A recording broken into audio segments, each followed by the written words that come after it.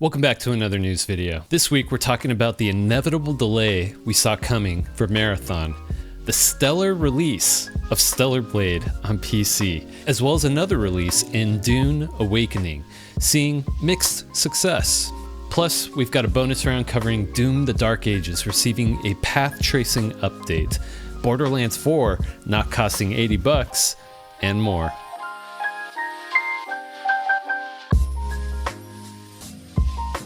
All news articles sourced for this video will be linked down in the description below. Like, sub, do all the YouTube stuff.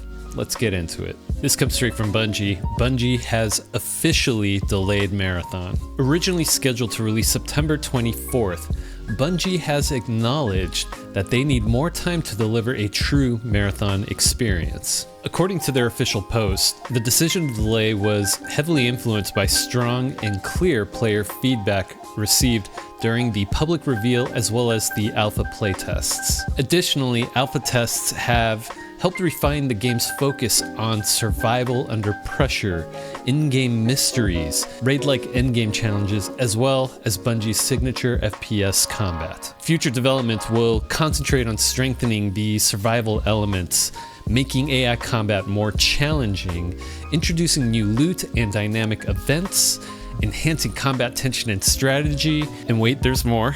Deepening lore, improving visual fidelity, expanding environmental storytelling, and adding diverse social experiences like proximity voice chat. Private tests will continue in the coming months, inviting alpha participants to test gameplay and new features. A new release date for Marathon will be revealed in the fall of 2025, as well as a showcase showing all of the improvements they've made between now and then. I didn't get a chance to participate in the Marathon alpha playtests. I did like what I saw. It does seem that testers that got to play the game all agreed that Marathon needs more time to bake in the oven. If there isn't a significant pull to make players want to continually engage with the game and queue up, well, considering that this is a live service extraction shooter, your game is probably gonna fail. I'm rooting for Bungie. I'm glad they made the call to delay Marathon. It sounds like they have a lot of work to do, especially with the art theft that happened a month ago. I reported on that actually in a prior news video. It truly has the potential to be a great game. I'm looking forward to the improvements that they make and when they showcase the game again in the fall. Hopefully, maybe I'll get an invite into the alpha playtest. Fingers crossed. This next story comes from WCCF Tech.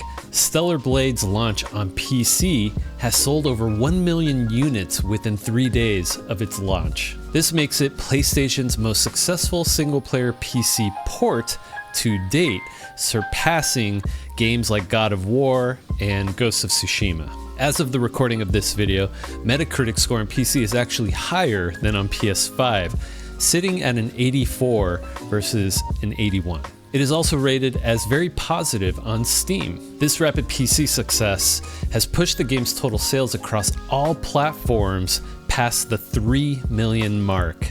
And when I say all platforms, that's just PlayStation 5 and PC as of the recording of this video. According to analysts, a significant portion of these PC sales has come from the Chinese market, driven by favorable regional pricing, which is around $38 USD in comparison to the $59.99 price tag via Steam here in the US. The inclusion of a Chinese dub also helped with the PC release because that wasn't available on the console version of the game. Following the success of Stellar Blade, ShiftUp CEO Kim Hyung-tae has confirmed that a Stellar Blade sequel is in deep research and development. While there's hope for the sequel to release by the end of 2027, the CEO stated it's not a guarantee, as the team has been fully focused on the PC port as of late. Kim Hyung-tae also admitted that the first game's story was a little weak, and he promises that the sequel will offer a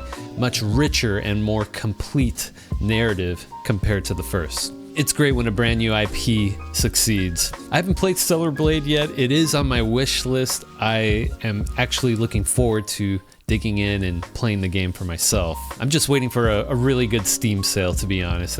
That's actually my vibe for the last several years. I wishlist games that I want to play, let them release, patch the game, fix any bugs it might have at release, and then I pick them up when they're like half off on a Steam sale. Have you played Stellar Blade on PC yet? Would you even recommend it? Let me know down in the comments below.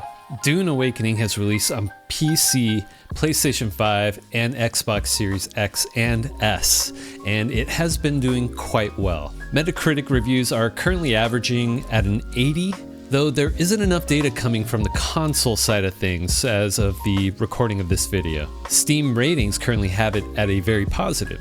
Dune Awakening is being praised by its players for its authenticity of capturing the Dune universe and its themes. Things like the harsh and iconic environment of Arrakis, where players have to manage their hydration and face dangers like sandworms. The game offers a great survival crafting gameplay experience and a superb sense of place with impressive verticality and rewarding exploration once a sandbike is acquired. I don't think I'd want to be was taking a stroll on my feet in the deserts myself.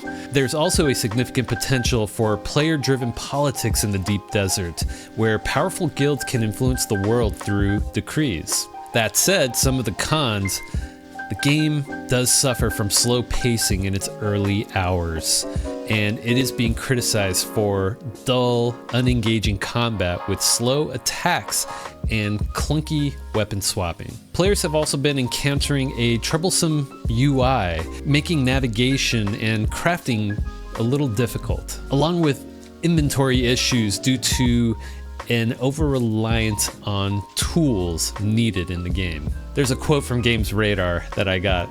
They said that the game has a fetishistic love of tools. That's a new word for me, at least in that form. Basically, they're saying there are too many tools to carry around. In the end, Dune Awakening is both extremely compelling and extraordinarily boring. While it offers deep survival experiences and a great sense of scale, its numerous annoyances prevent it from achieving true greatness, potentially limiting its appeal beyond dedicated Dune fans.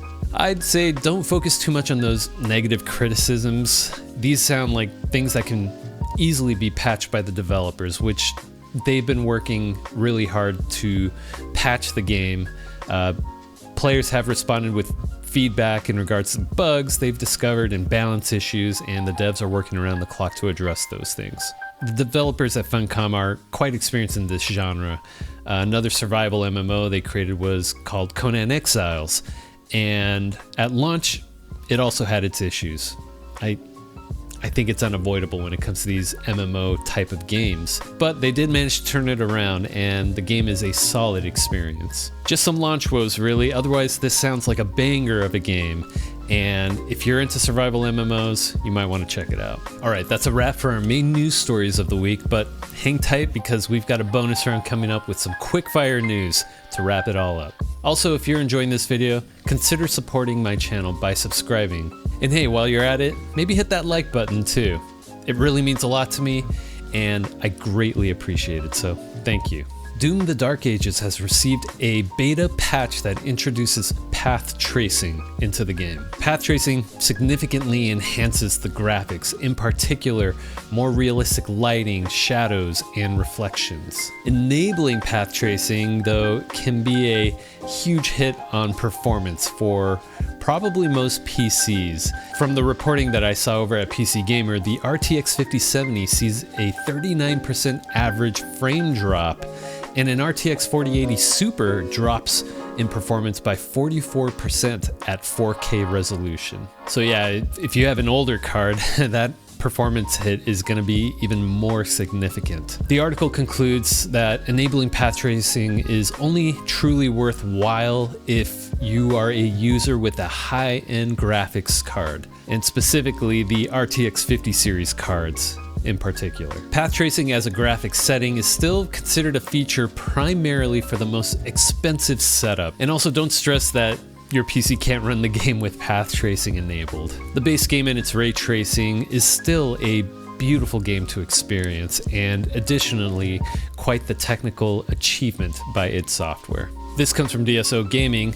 Borderlands 4 is not an $80 game. Borderlands 4 Standard Edition will be priced at $69.99, which should calm the fanbase's gamer rage with their early speculations that it would cost $80. The PC requirements for the game have also been revealed. I'll flash them on the screen here for you to pause and take a look if you are going to be playing this game on PC. It's also worth mentioning that the game will also include De Novo, which is an anti-cheat technology, though the article speculates it'll be removed in the near future. The game is set to release on September 12th, so you've got a couple months to prepare for all you crazy vault hunters. Some unfortunate news I caught over at Games Radar. Recent Steam reviews for Monster Hunter Wilds has fallen to mostly negative over the last 30 days due to persistent bugs and PC performance issues. Months after launch, players are still reporting struggles to maintain a stable and consistent frame rate, which has led its review rating to being mixed. Some players are also claiming that the recent game updates have actually made performance worse, with one user reporting a drop from a consistent 60 frames per second at launch to below 15 frames per second. The broader community sentiment, including on platforms like Reddit, suggests that the game is poorly optimized for most PC configurations. Players are also frustrated with Capcom that they haven't addressed any of these ongoing performance concerns. While some players have offered temporary fixes like clearing and recompiling your shader cache, the widespread feeling is that there's a lot of unaddressed technical problems with Monster Hunter Wilds. This is unfortunate news. Capcom has been releasing great games, but their PC ports have had a history of struggling. We can only hope that they fix these issues as soon as possible.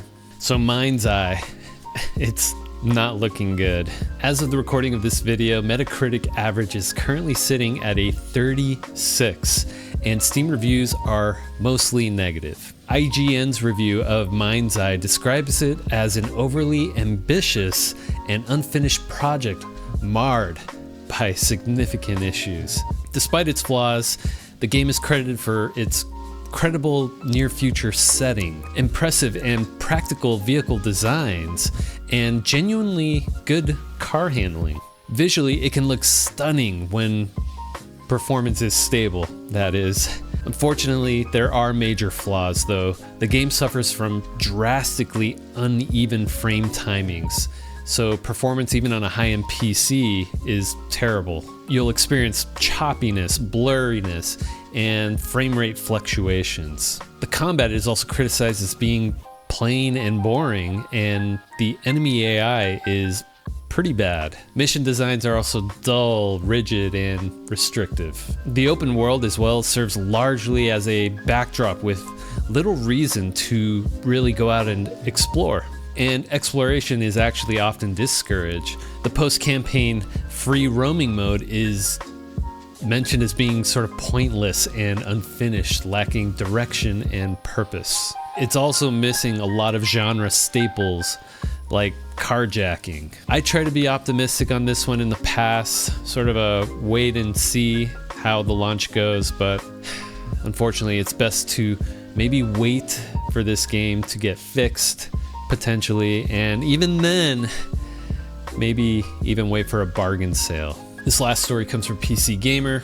It's kind of bittersweet, actually. Robin Darkwing Scott, the founder of Nexus Mods, is stepping back from the site's day-to-day operations after 24 years at the helm. Scott shares that the immense personal toll, including burnout, anxiety, and stress-related health issues, as the reason for his decision. He also believes that new leadership will help sort of bring fresh energy back to Nexus Mods and its management. What began back in 2001 as a simple mod sharing platform has grown into the world's largest mod site, with billions of downloads and millions of users.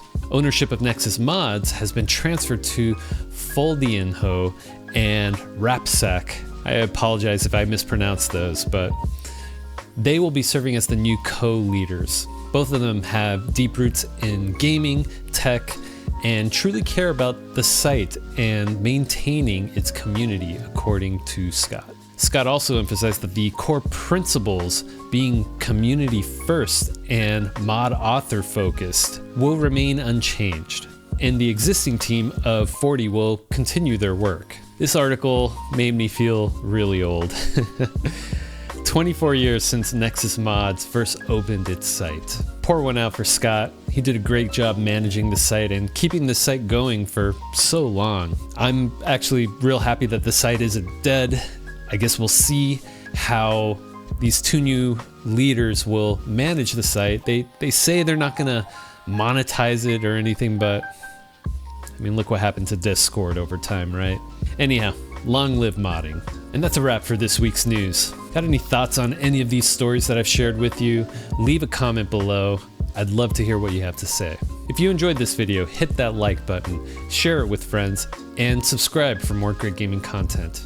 Also, if you're looking for more, check out this recommended video right here. Thanks for watching. I'll catch you in the next one.